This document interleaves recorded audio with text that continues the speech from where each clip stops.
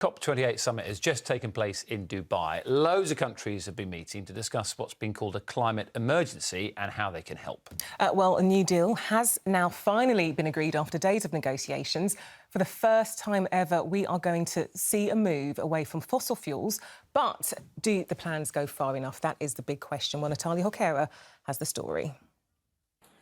Hearing no objection, it is so decided. Applause for a historic deal. After days of negotiations at COP28 in Dubai, representatives of nearly 200 countries have agreed for the first time ever to transition away from fossil fuels. The plan is to try and avert the worst effects of climate change. Heat waves, wildfires and floods are all increasing in scale, frequency and intensity across the globe. There's no pasture.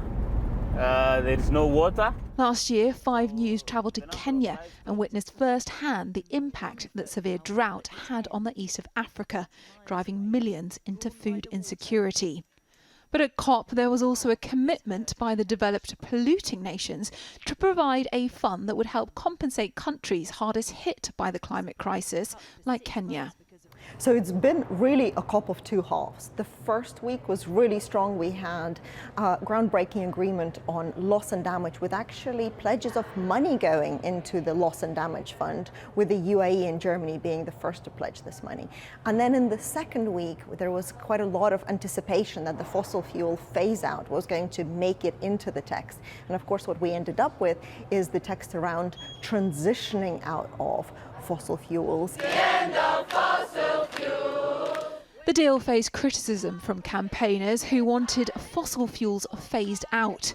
In the UK, the government recently granted new oil and gas licences, which is why environmental groups like Just Stop Oil say they're now only going to ramp up their activism. COP28 has been a failure again. There's no serious pledges to cut emissions. They can continue with oil and gas. So Just Stop Oil will be out on the streets again next year. We'll be slow marching. We'll see what happens with cultural events. More and more people are joining us all the time to ask that this government stops all new oil and gas. The deal, however, is not legally binding. It'll be up to individual governments to replace coal, oil and gas with the likes of wind and solar to try and slow the rate of global warming and prevent scenes like this being normality. Natalia Horquera, 5 News.